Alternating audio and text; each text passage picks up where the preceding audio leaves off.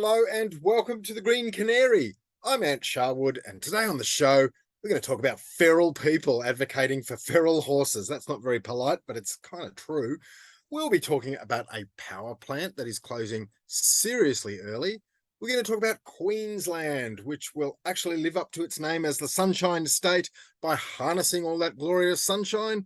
We're going to talk about a plan to stop Australian animals going extinct.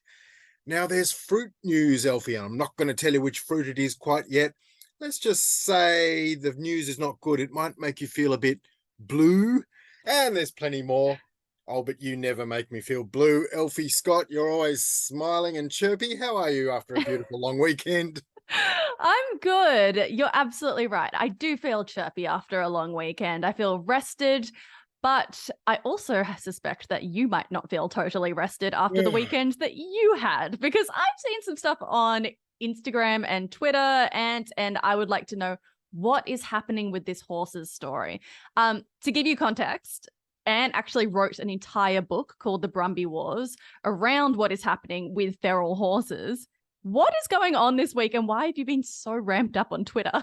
Oh my God. Apparently I'm lying in my boudoir doing unspeakable things, according to someone who has trolled me, and much worse than that. But look, Jesus. I can package this into about 23 seconds. I wrote the Brumby Wars. Everyone has heard about it, even if they don't know much about it. It is about the right of Brumbies or feral horses to exist in Kosciuszko National Park and the Victorian High Country. They make a mess. They're unbelievably destructive animals on a fragile environment. They don't belong there. The Brumby advocates are on the march this week because a cull is underway. This cull is mandated by law, and they're reducing a herd, Elfie, of 14,000 down to 3,000. That is a lot. In the previous plan, they were offered you can have 600. They rejected that. John Barilaro put through legislation, the NSW Deputy Premier, as he was then, to protect the Brumbies. And under that legislation, there can now be 3,000. That is 5 times as many as they got in the previous plan. Wow. They should be happy with that. It's a lot of horses. Ecologists say there should be 0. It is still an enormous herd, but the culling has started and they're all crying and they're all saying you're killing all our Brumbies. I got on a Sydney commercial radio station, Elfie, and called them sooks. Oh, no. How did that go down? Yeah, well, how do you think it went down? But the thing is, I think you can call someone a sook contextually, and I did. I said, if I was offered 600 of something and then I was offered 3,000, I'd go, geez, that's 5 times as many. It reminds me of the little girl in Charlie and the Chocolate Factory. I think she was Veruca Salt, Elfie. Daddy, I want a pony. And she got a pony. Daddy, I want another pony, and how many bloody ponies do these people want? That is my point. That was my point. Probably I wouldn't call them sooks again, but they should grow up. They should accept compromise. I'm talking to the Brumby advocates here. They should stop trolling me on Twitter because a lot of them have defamed me and I'm about to get litigious if it keeps going. So let's leave it there. Wow. Okay. Well, can I recommend for the audience, if you haven't listened to it, Ant and I did an interview together actually over the summer series where we spoke specifically about the Brumby Wars and sort of walked everybody through what Ant has written about. It's fantastic journalism. I highly recommend reading the book, but I'm very sorry that this is carrying on for you. It just flares up from time to time. Stressful. And as I admit, I poured a bit of fuel on the flames, but I was frustrated. So, look, let's move on. There are going to be fewer flames at the Loy Yang power station, are there not? It's going to close early. It's one of Australia's biggest coal plants. In fact, I think it's the biggest emitter in the country, is it not, Elfie? Yes. And can I commend you on another fantastic segue? Thank you so Loy Yang A, which is AGL's plant in the Latrobe Valley, is now slated to close a decade earlier than we expected. It will be closing in 2035. So just so we can give you an understanding of how heinously emitting this plant is, it is a brown coal plant that generates about 30% of Victoria's power every year. And brown coal, for those who don't know, is less efficient and more emissions heavy than other forms of fossil fuels. It's the worst form of coal, basically. And yeah, so this is fantastic news that the single largest emitting industrial facility in the country will be closing much sooner than we thought. But I also want to make this point, because this was a point that I read in Renew Economy. The news isn't just that Loy Yang is powering down. There's important news about what AGL is going to be replacing the plant with. And according to their own climate transition action plan, that is going to be a mix of wind, solar power, and battery storage. So it's good news, but then we're leveling up with more good news, basically. Yeah, that's good. And this is all ahead of the Victorian election, which is imminent, isn't it? So perhaps there's a bit of a tie in there, but it's good to see the states going in that direction, Elfie, making some of the climate running themselves.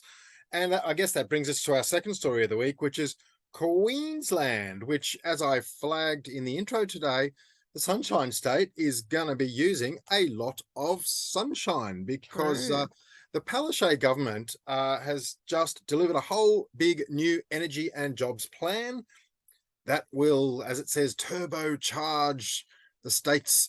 I think we need a better phrase than turbocharge, because that sounds very, very sort of fossil fuel orientated. So, what's the green version of a turbocharge? I don't know, but we're going to work on that during the week. But it is going to hasten, let's say, that's a weak word. But anyway, the state is going to have a bunch more renewables thanks to the new Queensland plan. Now, they've announced that they're raising their renewables target to 70% by 2032 and then 80% by 2035.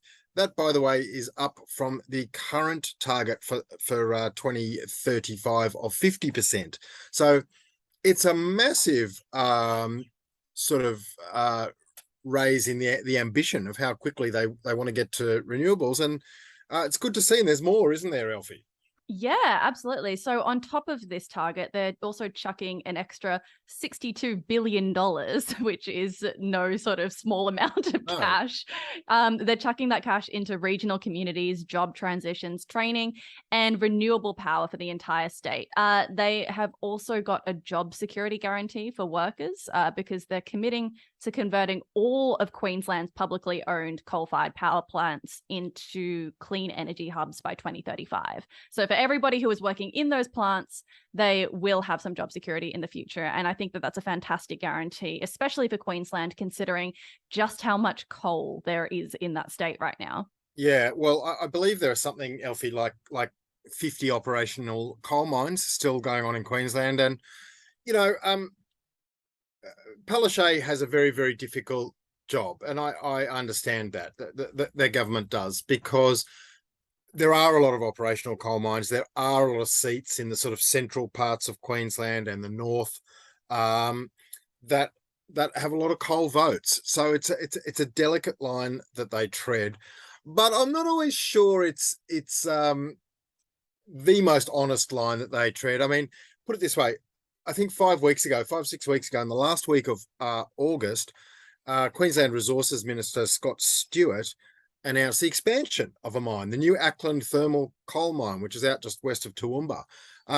They issued a 2-line press release around that, Elfie. It was what we call in journalism buried, but it was news. It happened. And now they've actually released this terrific new energy plan through the Climate Council. So they're getting all the kind of green cred by doing that. And they deserve green cred for doing that. But we should never forget that Queensland is still very much a coal state. So we've got our eyes on you, Anastasia, don't we?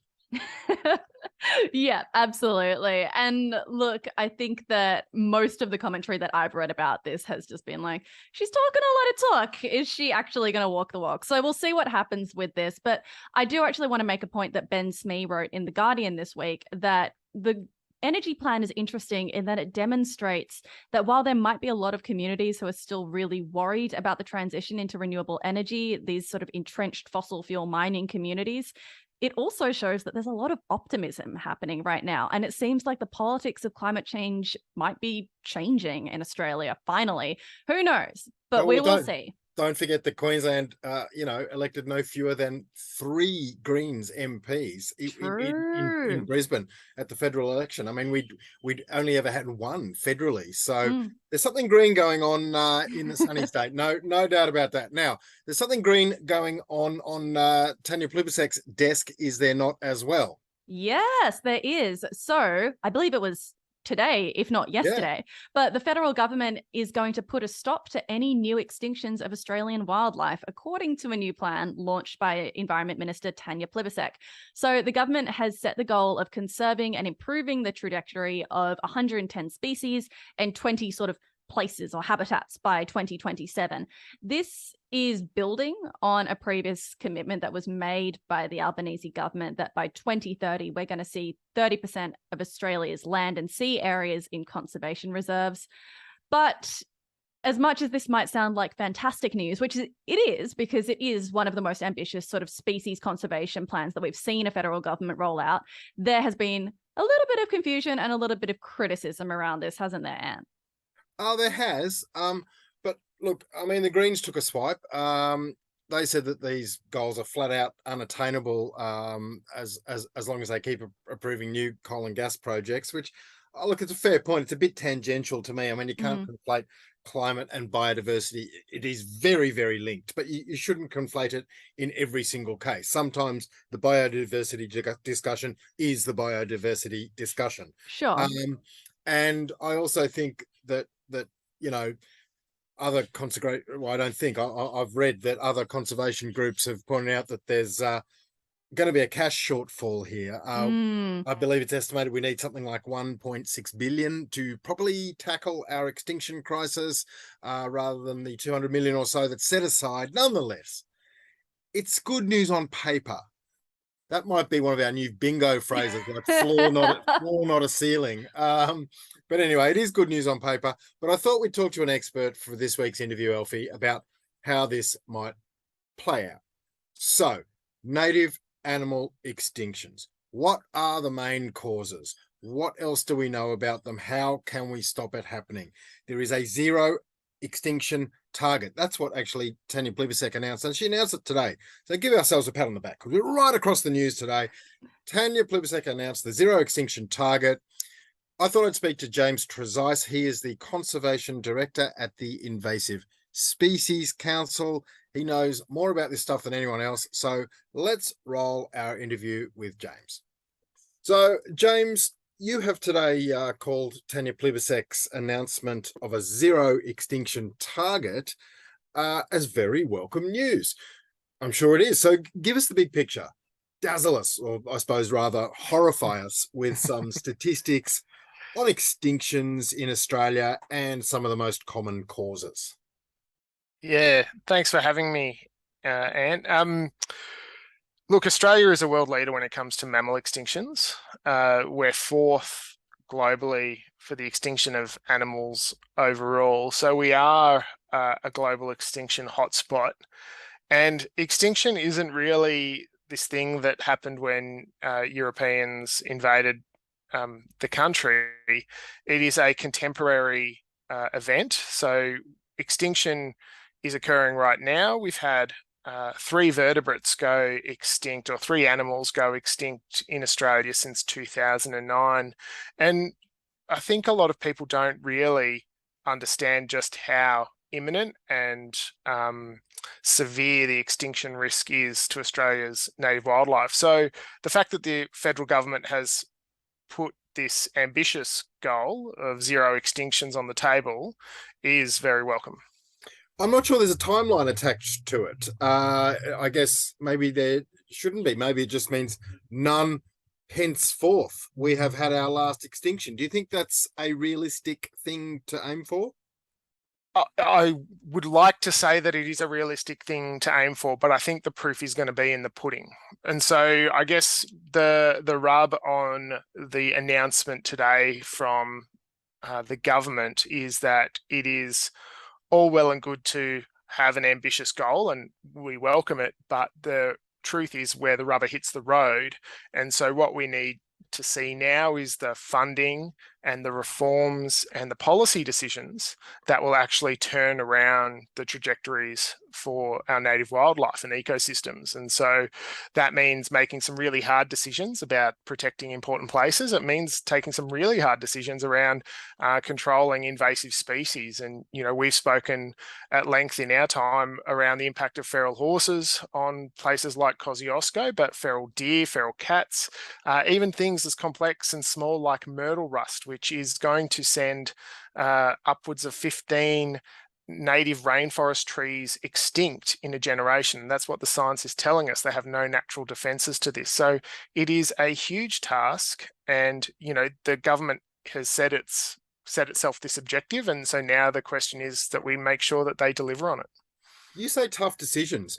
To me, they sound like easy decisions. Well, they're easy theoretical decisions. Stop it all happening. But why are the decisions so tough? Is it difficult to allocate money to some of the sort of less sexy species, or people hate cats being killed? You tell me, why is it so tough? I think, well, there's a diversity of pressures that are facing our natural wildlife. And so when it comes to things like invasive species, one of the key things we need is more investment in the control and eradication of invasive species. Invasive species have been the major driver of those mammalian extinctions, particularly cats and foxes.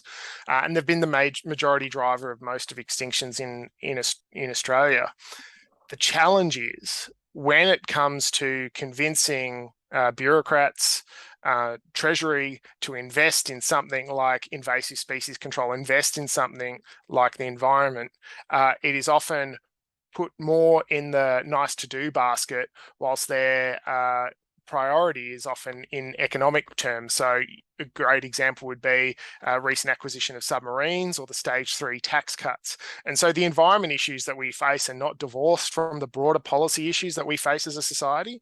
The government is hoping that the philanthropic sector and the private sector are going to step in and fill this kind of market failure that we have for the environment. The environment is a public good. If you go back to year 12 economics, it's a public good. It requires, there's a market failure there, it requires government to step in and invest. And so that is going to be a key measure. But unfortunately, there is a lot of resistance within the system, within government, to investing significant amounts of money into environment protection and restoration. And I think that largely then talks to where people's priorities are. So people often want to make sure that, funding is going to other priorities. And when we see elections come around, we see a whole bunch of pork barreling and investments go to other places. So making sure that we are making the case that the environment matters, that we all depend on it, and that we don't want to see species go extinct, and that there is investment there. The other part of that is also, go. Oh, well, I guess so. We've got to keep the pressure on the government, don't we? We can't assume that because there's been an announcement today, they're now going to tackle this. We've got to keep the pressure on to fund the programs properly, things like feral cat eradication. And I'm pretty interested in feral cats. Look, I've read that, James, there are something like anywhere between about 2 to 20 million, depending where you read. What's your take on how many they are, and just give us an example of how destructive they are? So the reality is, feral cats have a huge impact on our native wildlife. They've been implicated in the extinction of 27 native species, almost could be as high as 30. And the reality is that them, along with domestic cats, are responsible for the loss of 2 billion animals every year. That's a huge number. And I mean, we talked about billions of animals being killed in the Black Summer fires, but that was over that was one summer. This is happening every year. Quickly, before I let you go, still on cats, how do we get rid of them? What do we do with however many million there are of feral cats out there?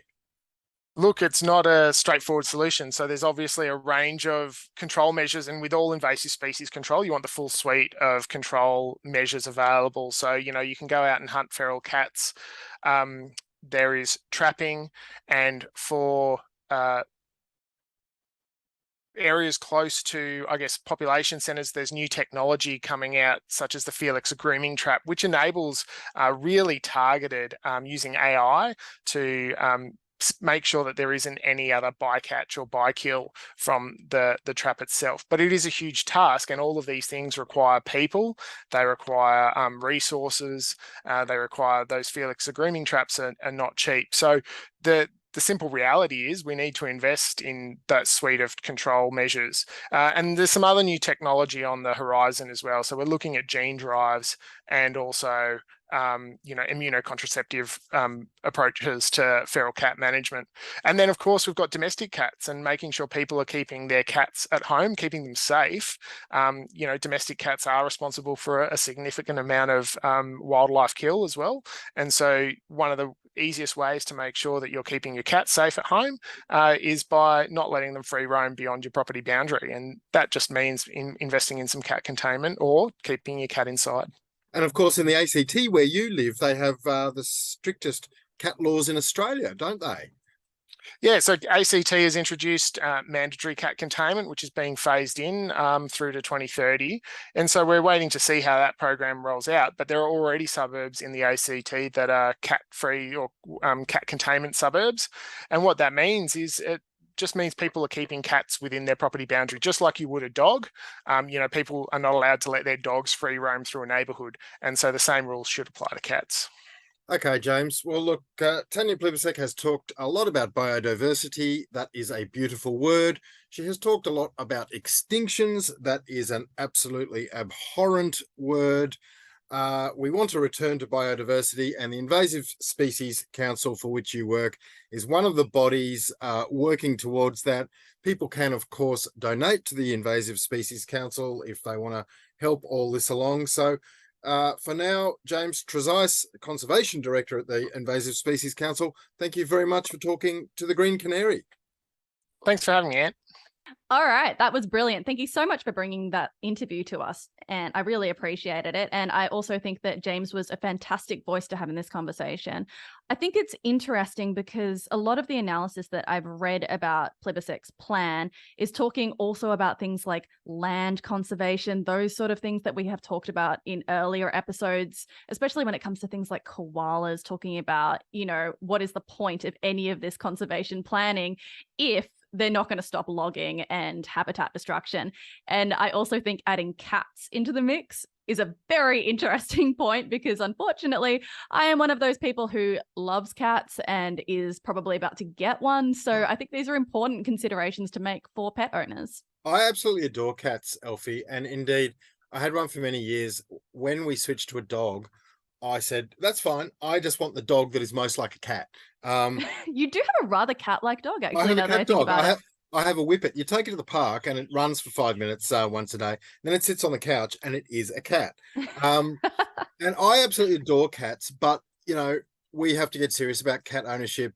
You live relatively close to the center of the city. That's a pretty good place to have a cat, but you got to keep them indoors, especially at night. There's a lot of things you got to do. James actually, we had a bit of a chat about that off air, but there's some in the interview, as you would have heard as well. And cats are the big killer on this. And Elfie, my little brain is looking for a segue from something feline to a Baltic Sea pipeline, but I got nothing. I have failed the segue test. Honestly, it rhymes, so I'm genuinely impressed to some degree. You did it.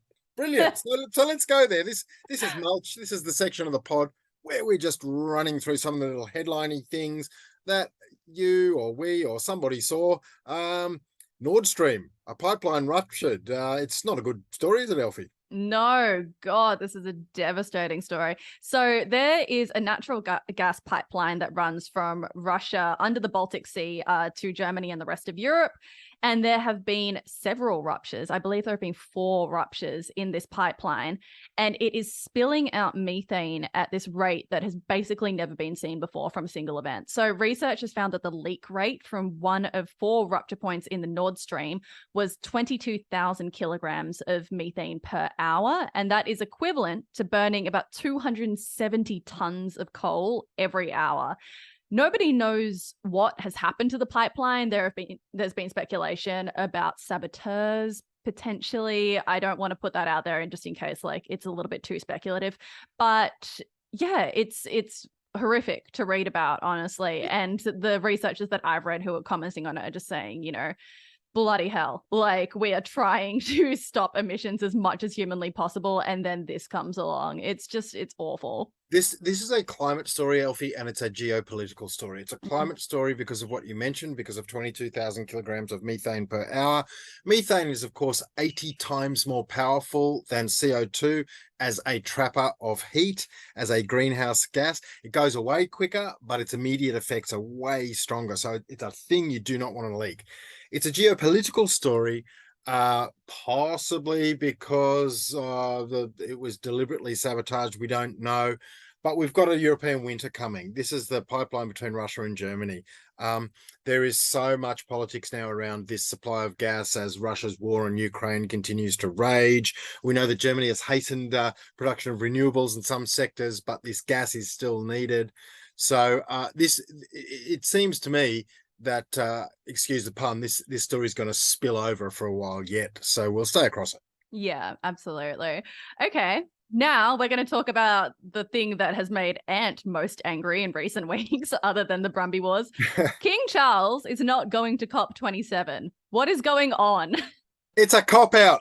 Elfie is what it is. Of course it is. Come on, they had to say that. I know you did. You're like legally obligated to do I am, that. but listen, since it's in Egypt, I won't say that it's a pyramid scheme. Okay, I just won't go there. But seriously, go to COP, Charles. Go to COP. Just go. Apparently, Liz Truss advised him not to go. Hang on, I thought the king trumped the PM. Anyway, I don't want to get into, how the head of state actually functions versus the sort of parliament. But the issue here is King Charles has been a long-term advocate on all things environment. At COP26, he memorably said, this is our last chance saloon to do something. As we have joked here several times, we love it when members of a British royal family invoke cowboy language to get their point across. I want cowboy language at COP27 in Egypt. Elfie, who are we going to get our cowboy language from now? It's a very fair question. I don't know. And also, like we've said before, it just baffles me that at the point in his career when he ostensibly has the most power and influence, he's choosing to step away from the thing that matters most. I don't get it. What is more important than saving the planet and being the most sort of one of the most powerful people on the planet and being interested in saving the planet and going, no, it is more important that I tend to the frickin' lawns at Balmoral Castle or whatever he's doing. I don't know, but we do not like that Charles is going to COP. We do think it's a cop out. And Elfie, last story for the week, because enough said on that. Look, just quickly, have you ever been to the Big Banana in Coffs Harbour? I love the Big Banana. I think it's a fantastic tourist spot. Right. Well, I think you're insane because I think it is one of Australia's lamest things. It's not quite as bad as the Big Potato in Robertson, just down near Mossvale on the Southern Highlands of New South Wales, because it looks like a big thing that a big potato might look like. But not rating the Big Banana, but look, bananas used to be the big thing in Coffs Harbour, the main crop. I was stunned this week to learn that blueberries now account for 200 million of the 250 million. So that's 80% of the local agriculture industry in and around Coffs Harbour. But there's not good news around blueberries, is there? No. So this is a fantastic report that comes from The Guardian by investigative journalist Anne Davies. She basically outlined the issues with agricultural runoff from the blueberry industry in Coffs Harbour. I didn't know this. Who knew? But it does make sense when you think about it. It feels like blueberries don't grow in Australia easily, I guess. Like that instinctively feels correct to say.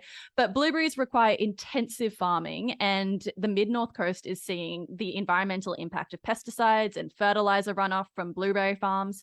And that agricultural runoff is ending up in lakes and the sea. And scientists are warning that fishing and prawn industries could be threatened by it. Blueberries are doing damage. I am switching to apple muffins, and that is my last word. It's completely fair. I don't know if I can. No, you know what? Let's do it. No more cats outside, and let's stop eating blueberries for a little while. Let's see what we can do. We'll find organic blueberries. There's a few out there, and they cost a lot, but normal blueberries still cost a lot anyway. So That is true. let's see if we can find some good organic blueberries and eat them while we pod next week. Yeah. Okay. So that is all we have time for on this episode of The Green Canary. Thank you so much for joining us once again. As always, we would like to acknowledge the traditional custodians of the land on which we're recording, the Gadigal people of the Eora Nation. We'd like to pay our respect to elders past and present and acknowledge that this land was stolen, never ceded. Thank you, Elfie. And I'd just like to remind everyone to sign up for the newsletter, hello@thegreencanary.co. We also have one of Australia's finest web designers almost finishing our website, so you can just go click. That would be Elfie Scott. I can't wait to see your handiwork. Finest. Absolutely, absolute finest and most dedicated. And don't forget to chat to us on socials. We had some great chats on socials about the Brumby issue last week. We are, of course, at Green Canary Pod on Twitter. And we are at Green Canary Media on Instagram, where Elfie posted some videos of our pod last week, and I was shocked. Shocked, I tells you, to discover that I don't have hair. I didn't know I didn't have hair. How long's that been going on for? Nobody tell Ant, okay? But we'll see you next week, and thank you so much. Bye. Bye.